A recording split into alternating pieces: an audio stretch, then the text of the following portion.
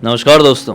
Bloody सत्य के आज के इस एपिसोड में मैं आप सभी लोगों के सामने एक पूरे परिवार के साथ घटी हुई बड़ी ही अजीबोगरीब घटना की कहानी लेकर आ गया हूँ। दरअसल ये घटना कृष्णा नाम के लड़के के परिवार के साथ घटी थी और बड़े डरावने तरीके से घटी थी, क्योंकि इस घटना के ऊपर कुछ लोग विश्वास कर रहे थे तो कुछ लोग इसे सिर्फ और सिर्फ वहम मान रहे थे। आपको कन्फ्यूजन ना हो इसलिए डायरेक्टली आपको सन 2018 के टाइम पर ले चलता हूं और बताता हूं पूरी कहानी डिटेल में। तो कृष्णा के परिवार में टोटल 4 लोग रहते थे। ये खुद कृष्णा, जो कि उस समय छोटा था, उसका बड़ा भाई, कृष्णा की मम्मी और कृष्णा के पापा काफी टाइम से नोएडा में किराए के घर पर रहते थे। एक टाइम ऐसा आया कि वो लोग थोड़े फ्रस्ट्रेट होने लगे कि यार बस बहुत हो गया, किराए पर रहकर हम तो पक गए हैं, अब हमें चाहिए खुद का एक घर जो कि अपने बजट में भी आ जाए और अपनी मनचाही लोकेशन में भी हो। थोड़ा ढूंढने के बाद, थोड़ा स्ट्रगल करने के बाद उन्हें एक घर मिल ही जाता है। लगभग 2 महीने लग गए ये सारी प्रक्रिया में, और ये पर्टिकुलर वो टाइम आ गया जब इनके साथ इस घटना की घटने की शुरुआत होने वाली थी। वो लोग बहुत खुश हुए क्योंकि इनको इनके बजट में घर मिल गया था, और इस पूरी लोकेलिटी में इस बजट में घर मिल ही नहीं सकता था, लेकिन ये मिल गया था। अब आप लोग समझ गए हैं, काफ़ी सारे मीम्स बनते रहते हैं, काफ़ी सारी ऐसी बातें उठती है कि कोई घर सस्ते में मिल जाए तो समझ लो कुछ झोल झपाटा है। तो ऐसा होता है ना भाई कि ये लोग खुशी खुशी में वहाँ पे शिफ्ट तो हो जाते हैं, लेकिन पता नहीं क्यों इन्होंने अपने घर का जो मंदिर का सामान रखे हुए थे वो रोज़ रात में एक टेबल में रखे हुए थे, भड़बड़ा के गिर जाता था। ऐसा करते करते 4-5 दिन हो गए थे। पता नहीं क्यों वो अपने घर का जो मंदिर है वो सेटअप कर ही नहीं पा रहे थे। कुछ ना कुछ काम आ ही जा रहा था, किसी ना किसी चीज़ को लेकर कुछ ना कुछ अटकन आ ही जा रही थी, इनको समझ में नहीं आ रहा था। अब जिस दिन ये लोग मंदिर सेट कर ही रहे थे फाइनली, उस दिन इनके घर का दरवाज़ा कोई खटखटाता है। ये एक बंगलो था, ये कोई अपार्टमेंट नहीं था। तो अपनी कृष्णा की मम्मी दरवाज़ा खोलती है, देखती है कि एक औरत है। औरत अंदर आती है और इनसे थोड़ी बातचीत करती है। 5-7 मिनट की ही बातचीत के बाद वो औरत कृष्णा की मम्मी से कहती है कि आप लोग यहाँ पर रह तो लोगे ना, सोच समझ के घर लिए हो ना। तो कृष्णा की मम्मी भी थोड़ा ऐसी अटपटा जाती है कि अरे हमने बड़ी मेहनत से घर खरीदे, अपना मनचाहा घर खरीदे, आप कैसी बात कर रही हैं, हमें रहना आता है, हम पहली बार दुनिया में रहने नहीं आए, ऐसा बोल दी। और आंटी ने बोली नहीं, मैं तो बस ऐसे ही पूछ रही थी, मुझे क्यूरियोसिटी हुई थी कि इस घर में आप रह पाएंगे कि नहीं। कृष्णा की मम्मी ने फिर से बोली अरे हमने बोले ना हम रह सकते हैं, हाँ हम भी इसी दुनिया के प्राणी हैं। आंटी जी को ऐसा बोल के हटा दी कृष्णा की मम्मी ने। उस समय कृष्णा के पापा घर पर नहीं थे, कृष्णा का भाई भी घर पर नहीं था, सिर्फ कृष्णा था। उस दिन कृष्णा स्कूल नहीं गया था, भाई भी स्कूल गया हुआ था और पापा काम पर गए हुए थे। शाम के समय जब कृष्णा के पापा घर पर आए तो अब हम कृष्णा की मम्मी को आंटी जी कहते हैं और कृष्णा के पापा को अंकल जी कहते हैं, ठीक है, कहानी में आगे।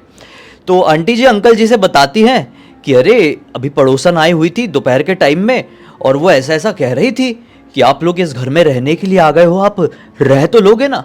और बड़ी विचित्र तरीके से बात कर रही थी, वो ऐसा क्यों कर रही होगी, मुझे ये सुन के थोड़ा अटपटा सा लगा। तो उस समय अंकल जी क्या कह देते हैं कि अरे क्या टेंशन लेने वाली बात है यार, ऐसे कई तरह के पड़ोसी होते हैं, कुछ लोग ऐसे नेचर के भी होते हैं तो कुछ लोग बहुत अच्छे भी होते हैं। याद नहीं अपने बाजू वाले पहले के शर्मा जी कितने अच्छे थे, छोटी सी चीज़ की परेशानी हो तो हमें तुरंत सांत्वना देते थे कि कुछ भी लगे तो हमें पुकार लेना।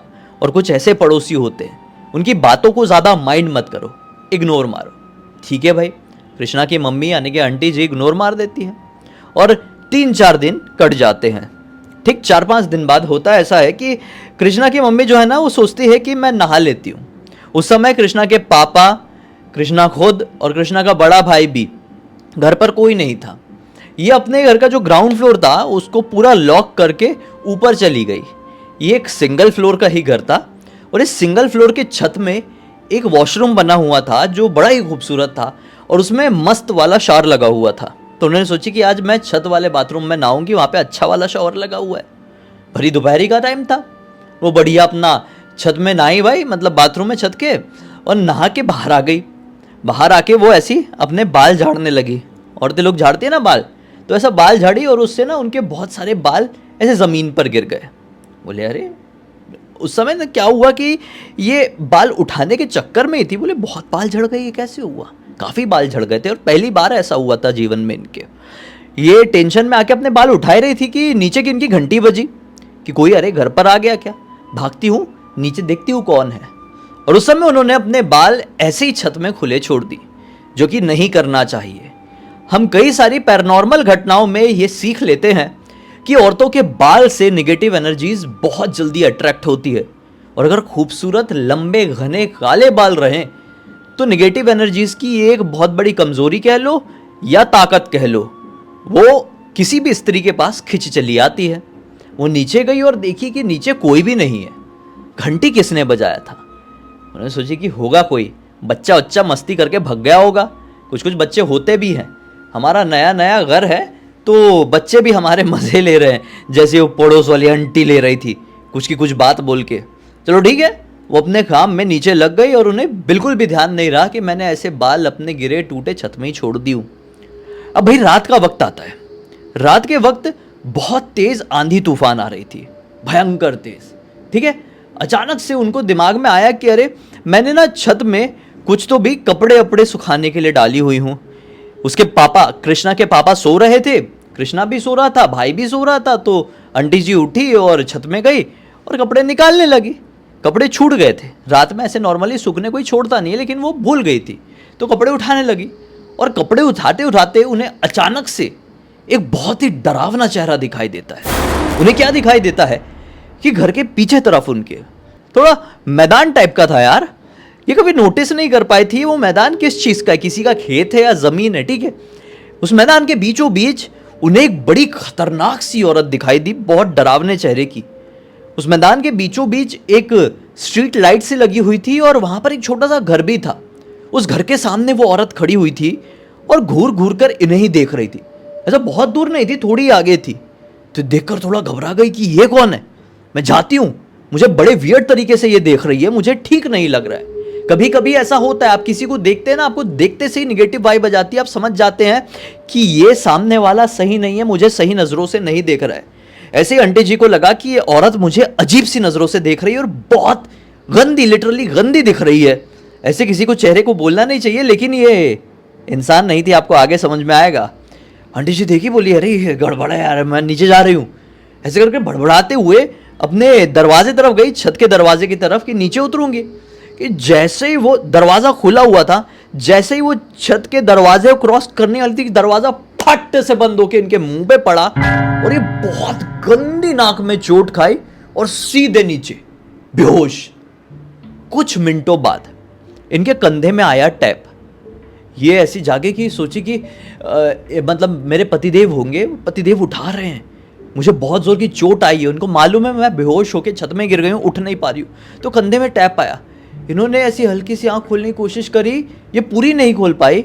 उतने में इनको ऐसा फील हुआ कि ऐसे इनके बाल को कोई सहला रहा है और फट से ऐसा करके खींचा और ये हड़बड़ा के जागी।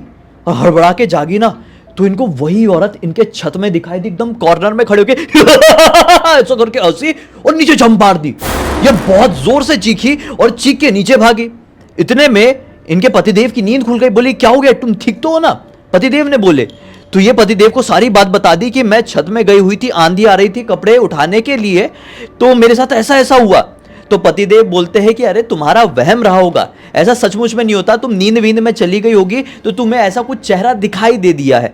और तुम फालतू की चीजों को ना ऐसे दिमाग में डालो मत।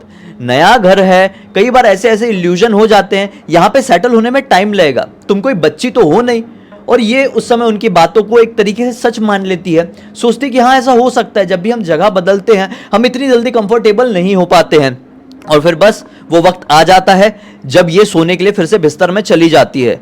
पता नहीं सोए हुए कितना टाइम हुआ होगा, इन्हें एक बहुत डरावना सपना दिखाई देता है। उस सपने में ये देखती है कि बिल्कुल वही डरावने चेहरे वाली औरत इनके घर पे अकेले बड़ी वियर्ड तरीके से हंसते हुए एंटर करी है। उस समय आंटी जी घर पर अकेली है। वो औरत इनके पास आती है, इनके बिस्तर में बैठती है और कहती है तेरे बाल बहुत खूबसूरत हैं, बोल तो मैं इसे काट के अपने साथ लेकर जाऊं क्या? उस समय सपने में आंटी जी उठकर वहां से भागना चाह रही है, लेकिन उन्हें ऐसा लग रहा है कि मेरे पूरे शरीर को इस जगह से किसी ने बांध कर रख दिया है, मैं पूरी जान लगा दे रही हूं लेकिन यहां से हिल नहीं पा रही हूं। अचानक से वो औरत सपने में ही फिर से इनकी तरफ हाथ बढ़ाती है, इनका जो बाल है वो पकड़े पूरी ताकत से खींचती है और इन्हें बहुत जोर का दर्द होता है और ये तुरंत जाग जाती है। जैसे ये जागती है तो क्या पाती है कि इनका यहां से थोड़ा थोड़ा खून आ रहा है और लिटरली इतने पोर्शन के बाल उखड़े हुए हैं। ये बहुत जोर से चिल्ला के रोने लगती है। फिर से अंकल जी उठते हैं, बोलते हैं अब क्या हो गया तुम्हें? बोलती है कि देखो मैं कुछ बोलूंगी नहीं, देखो ये क्या है। तो अंकल जी बोलते हैं अरे ये कैसे, ये तुम्हारे बाल कैसे उखड़ गए? ये तुम्हारे बाल पड़े हुए, तुमने उखाड़ी हो क्या? अंकल जी भी टेंशन में आते, ये बोलते नहीं मैंने ऐसा ऐसा सपना देखी हूं। आप विश्वास मानो या ना मानो, हमारे घर के पीछे एक डरावनी सी औरत रहती है, वो शायद इंसान नहीं है और वो हमारे घर के अंदर घुसने लगी है, उसकी नज़र मेरे ऊपर पड़ गई है। अंकल जी बोलते हैं कि यार तुम्हें ना नींद की कुछ वियर्ड सी प्रॉब्लम हो गई है, एक काम करेंगे हम डॉक्टर के पास चलेंगे और डॉक्टर को बताएंगे ये सब भूत प्रेत वाला झंझट नहीं हो सकता, और भूत प्रेत आएंगे तो तुम्हारे बाल क्यों उखाड़ेंगे, सीधे तुम्हें नुकसान पहुंचाएंगे। तुमने वीडियोस में टीवी में नहीं देखी हुई हो, किसी के अंदर भूत आता है तो कैसे ऐसे ऐसे होने लगते हैं, हाँ पोजेस्ड हो जाते हैं, वो उनका पूरा शरीर ऐसे ऐसे ऐसे झूमने लगता है। तुम्हारे साथ ऐसा, मतलब तुम क्या बता रही हो, ऐसा हो ही नहीं सकता। ये बोलती है कि आप नहीं मानोगे, और ऐसे ही करके इनकी पूरी रात कट जाती है। फिर अगला दिन निकलता है, घर के दोनों बच्चे अपने स्कूल चले जाते हैं और इनके पति देव अपने ऑफिस। ये बड़ी चिंता में थी, पूरी रात भी नहीं सो पाई थी कि मेरे साथ हो क्या गया। उन्हें बहुत ज़्यादा दर्द भी हो रहा था सिर में, क्योंकि इतना कुछ हो गया है। इन्होंने सोची कि मैं अपनी छोटी बहन से बात करती हूँ, वो क्या बोलती है। मेरी बातों को मेरे पतिदेव समझने की कोशिश ही नहीं कर रहे हैं, और बच्चों को क्या बताऊँ। वो बात करते करते फिर से छत में चली जाती है। कई बार ऐसा होता है ना, हम बात करते करते इतना मशगूल हो जाते हैं फ़ोन में कि घर के बाहर टहलते हुए निकल जाते हैं। अरे भाई मेरा एक दोस्त था, सही में वो बात करते करते घर से 1.5 किलोमीटर आगे निकल जाता था और फिर फ़ोन करके बोलता था अरे निखिल भाई आना जरा यार, बाइक से ले चलना मुझे, मैं यहाँ पे पहुँच गया हूँ। तो कुछ लोग की ऐसी आदत रहती है, तो आंटी जी की भी ऐसी आदत होगी। वो फ़ोन में बात करते करते छत में आ गई, और उन्होंने उस समय नहीं सोची कि छत के चक्कर में तो इतना कुछ हुआ, मुझे छत में ही वो औरत दिखाई दी थी। इस वक्त हालांकि दोपहर का भी वक्त हो रहा था, 3 साढ़े 3 बज रहे थे, इसलिए शायद उन्होंने उतना भी ज़्यादा माइंड नहीं करी होगी। वो बात करते करते ऐसे छत में टहली रही है और उनकी नज़र वापस से उसी स्ट्रीट लाइट के नीचे वाले घर की तरफ गई। उन्हें उस घर के आसपास कोई दिखाई तो नहीं दिया, लेकिन उन्होंने एक वियर्ड सी चीज़ वहाँ पर नोटिस करी। ये देखी कि घर के थोड़ी ही आगे ऐसा कुछ तो भी ऐसा पत्थर जैसा बना हुआ है। इन्होंने उस पत्थर को देखने की कोशिश करी, बोली ये क्या है। थोड़ी नज़र घुमाई और थोड़ी आगे भी वैसे ही पत्थर था, फिर थोड़ी आगे और वैसे ही पत्थर। ये घबरा गई और बिल्कुल छत के कॉर्नर की तरफ गई, मतलब जैसे कि ये छत में खड़ी थी, अभी बीच से देख रही थी उधर पे आगे का माहौल, तो ये और आगे बढ़ी और देखने की कोशिश करी। तो क्या डिटेल में पाई कि भाई ये एक कब्रिस्तान है, इनका घर एक कब्रिस्तान से लगा हुआ है। और उन्होंने अपने घर के बिल्कुल छत के बिल्कुल एंड वाले पोर्शन में नीचे खड़े होकर देखी, तो इनके घर से समझ लो कितना बोलूं यार मैं, मुश्किल से समझ लो 20 फीट की दूरी पर एक और कब्र थी। इनका दिमाग फिर जाता है, बोलती ये क्या है। तो फिर से फ़ोन में तो अपनी बहन से बात कर ही रही थी, बहन को सारी बात बोलती है।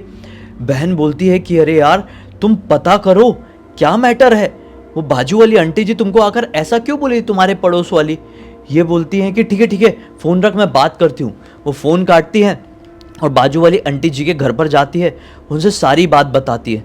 बोलती है कि देखो मेरे साथ ऐसा ऐसा हुआ, और मुझे आज छत से तो ये भी महसूस हुआ कि मेरे घर का पीछे वाला मैदान एक साधारण सा मैदान नहीं बल्कि कोई कब्रिस्तान है। ऐसा कुछ सच है क्या? तो आंटी जी बोलती क्या तुम्हें अब तक नहीं मालूम? अरे हाँ भाई, तुम्हारा जो घर है ना वो इनफैक्ट कब्रिस्तान की ज़मीन के एक पार्ट के ऊपर ही बना हुआ है, और वहाँ पे 1-2 घर और थे, तुमने देखी होगी। तुम्हारे घर के पीछे की तरफ थोड़ी सी जगह है, वहाँ पे खंडर जैसा भी कुछ दिखा होगा। भाई वो घर को तोड़वा दिया गया। तुम्हारे घर का जो मतलब जो जिसने बनवाया था ये घर, जो मेन मालिक था, उसने इस घर को नहीं तोड़ाया। तुम्हारे आने से पहले तक ये घर ना जाने कितने सालों तक खाली पड़ा हुआ था, फिर तुम लोग आए। तो मैंने सोची कि बात करती हूँ, जाके सतर्क करती हूँ, लेकिन तुम तो मेरे ऊपर भड़क गई। तुम्हें एक बार पूछना तो चाहिए था। अब देखो, अब पछताते हुए पूछते आ रही हो। तो ये बहुत ज्यादा डर गई, बोले ये क्या मैटर है यार, ऐसे में तो बहुत तकलीफ हो जाएगी। ये शाम का इंतजार करने लगती है कि शाम को पतिदेव आएंगे तो पूरी बात बताऊंगी। फिर से शाम को पतिदेव आते हैं, पूरी बात बताती है। तो फिर से पतिदेव इनकी बातों के ऊपर विश्वास नहीं करते हैं, बोलते अरे यार मैंने तुमको समझाया था ना, ये सब पड़ोसी अड़ोसियों के चक्कर में मत पड़ा करो। और तुम्हारी बहन भी तुमको समझा नहीं रही है, उल्टा डरा रही है। ऐसी सारी चीजें नहीं होती है यार। ठीक है चलो मान भी लिया, कब्रिस्तान की एक जमीन के ऊपर घर बना हुआ है तो इसमें तकलीफ क्या है, इतनी घबराने वाली बात क्या है, रिलैक्स। कब्रिस्तान, मृत्यु दुनिया की एक बहुत बड़ी सच्चाई है। इसका मतलब ये नहीं है कि भूत प्रेत तुम्हारे घर को घेर लेंगे। जितने लोग मरे उनके भूत प्रेत तुम्हारे ही घर का इंतजार कर रहे होंगे, तुम्हारा इंतजार कर रहे होंगे। हालांकि पतिदेव ने पॉइंट वाली बात तो किए थे, लेकिन इनके साथ जो हो रहा था वो तो हो रहा था ना, ये भी हवा में कुछ फेंक नहीं रही थी। भले ही वो विश्वास करे या ना करे, इनके साथ एक्चुअल में वो चीज हो रही थी। खैर ये वाली रात भी पूरी कट जाती है और इस चीज का कोई तोड़ नहीं निकलता है। आंटी जी यहां पर परेशान है कि मेरे साथ ये हो क्या रहा है, और अंकल जी को ये सारी चीजों के ऊपर बिल्कुल भी विश्वास नहीं हो रहा है। बहन को विश्वास हुआ था, लेकिन बहन भी कहीं और बैठी हुई है भाई, वो अपने घर पर है। वो भी क्या कर लेगी, वो सांत्वना ही दे सकती है कि तुम टेंशन मत लो, सब कुछ ठीक हो जाएगा।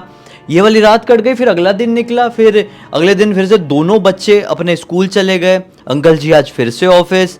और ये दोपहर का वक्त आया और इन्होंने डिसाइड कर ली कि अब भाई आज के बाद मैं अपने छत में अकेले तो जाऊंगी नहीं, चाहे दिन का वक्त रहे, रात का वक्त रहे, आधी रात रहे, तूफान आ रहा हो, भूचाल आ रहा हो, अब छत में जाके मुझे रिस्क नहीं लेना है। ठीक है, दोपहर के टाइम ये इसी चक्कर में अब घर के अंदर चार दीवारी में बैठे बैठे काम वाम करके हो गया था, बोर हो रही थी, तो बोले एक झपकी मार लेती हूँ।